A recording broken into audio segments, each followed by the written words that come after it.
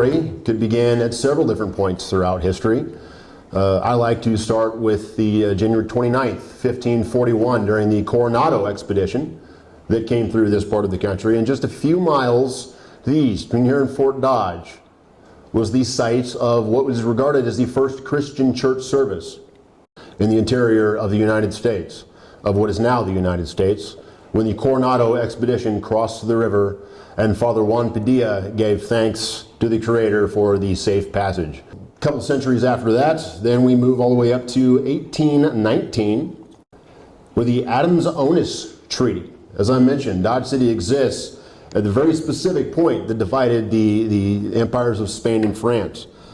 The Adams-Onus Treaty regarded the boundary line between Spain and France along the 100th meridian and the Arkansas River. Of course, then shortly thereafter that, when the Treaty of Cordoba signified Mexican independence from the Empire of Spain. That was on August 24th, 1821, when Mexico officially declared their independence. They continued to recognize that line. The area of this part of the country was full, between the Red River to the south and the Platte River to the north, full of tens of millions of the great American bison. Buffalo, as far as the eye can see, herds miles and miles long. Not just buffalo, but plentiful game, the water of the rivers, and vast grassland. All of the resources that a growing country could possibly need in their westward expansion. Beginning also in 1821, not long after Mexico had won their independence from Spain, a man by the name of William Becknell left Franklin, Missouri. Years before, a family by the name of Chouteau, who was kind of ran the economics, and some are called almost the founders of St. Louis, Missouri. The Chouteau family had been given complete control over all of the trade between what is now a part of the United States and Spain. When Mexico then won their independence from Spain, they opened it up to outsiders, where that monopoly by the Chouteau family was no longer held. So now other traders from the United States and others could head down to Spain, Mexico, and open up new trade routes. William Becknell left Franklin, Missouri in 1821. He was broke. As a matter of fact, the authorities of that part of Missouri had actually jailed him for being in debt. He was then bailed out and was given until early part of 1822 to make good on his debts. So selling everything that he had, he bought $300 worth of trade goods and headed southwest, blazing what we now know as the Santa Fe Trail.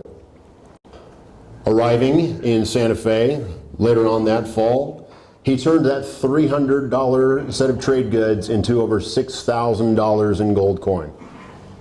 Returned home, paid off his debts, made a second trip, came back even wealthier. The word had gotten out that the new trade routes along what is now known as the Santa Fe Trail was one of the most lucrative possible expeditions that anyone could go on in this country. Quite literally, over the next several decades, the Santa Fe Trail became the economic highway for the entire United States. In order to protect the trade along the trail, a series of forts were established. One of the first settlements, or base of operations, maybe rather, in this area was in 1823. Not long after the trail was established. Many of you may have heard of the caches that exist just to the west of town. The Baird Chambers party, traveling down the Santa Fe Trail with several wagon load of goods and livestock and men, were holed up by a blizzard. It was a very rough winter. They'd gotten a very late start in the year. Were snowed in by this blizzard and spent the next couple of months there holed up in what we now call the caches. They buried several $1,000s worth of trade goods, hoping to be able to return to them later and pick them up. The caches site became a very popular stopping point for several traders then along the Santa Fe Trail in later years. Because of the popularity of that area, in 1847, Fort Mann was the first permanent establishment here, at least in this area. The U.S. government had recognized the importance of the area by attempting to secure it with a military presence. Again, first at Fort Mann, founded in 1847. We could spend actually quite a bit of time just on each one of these individual forts. The history of Fort Mann, as brief as it was, is almost every bit as entertaining and exciting, if not more so, than the long-lasting and still existing Fort Dodge. However, due to conditions and being so far away from everything at that point, Fort Mann was unsuccessful over the years. They were under threat of almost constant Indian siege. And when the last commander of Fort Mann resigned, the U.S. military pretty much just gave up on the area. A few short years later, in 1850, the second attempt at establishing a military presence out here came in the form of Fort Atkinson. Fort Atkinson was even worse than Fort Mann had been as far as living conditions. No permanent establishment would ever even built. The buildings at Fort Atkinson were made of sod, tents, canvas. In fact, one of the nicknames that the soldiers stationed at Fort Atkinson called it was Fort Sod. Oftentimes, out of earshot of their commander, they referred to it as Fort Sodom, as in Sodom and Gomorrah, because of how bad it was. Rats, fleas, scurvy, you name it. If you can imagine a miserable condition, it existed at Fort Atkinson. Fort Atkinson finally closed just a couple of years later.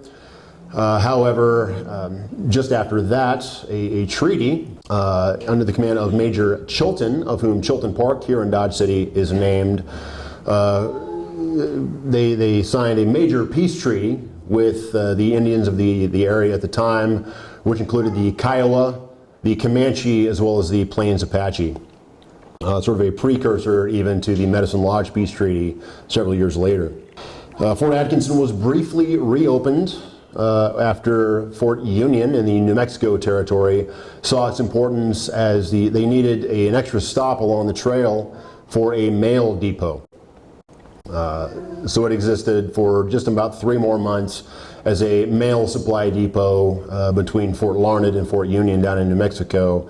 And lastly, when the soldiers abandoned it, sold off all of the government equipment to Fort Riley, all of the buildings that were still standing were destroyed so that the Indians in the area could not use them as any kind of fortification. For those who are interested in subscribing to our podcast, we have a podcast entitled Early Forts Along the Arkansas River.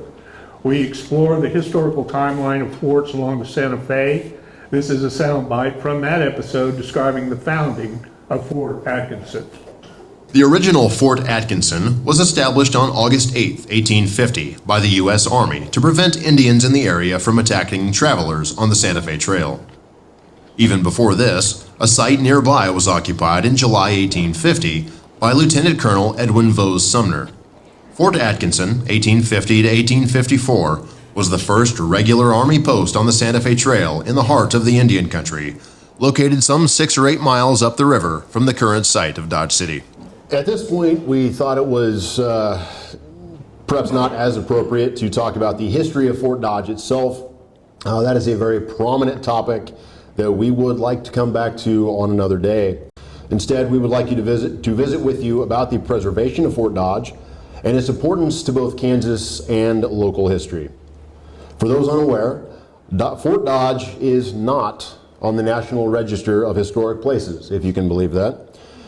We have provided some flyers for you to pick up, which are on your tables, after the presentation for more information about that. At this point, we also have a short video to play you about the goings-on as far as the preservation of Fort Dodge and our efforts are concerned.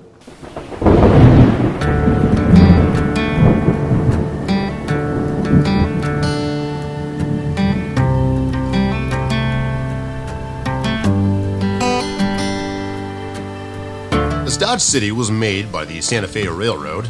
Fort Dodge was made by the Santa Fe Trail.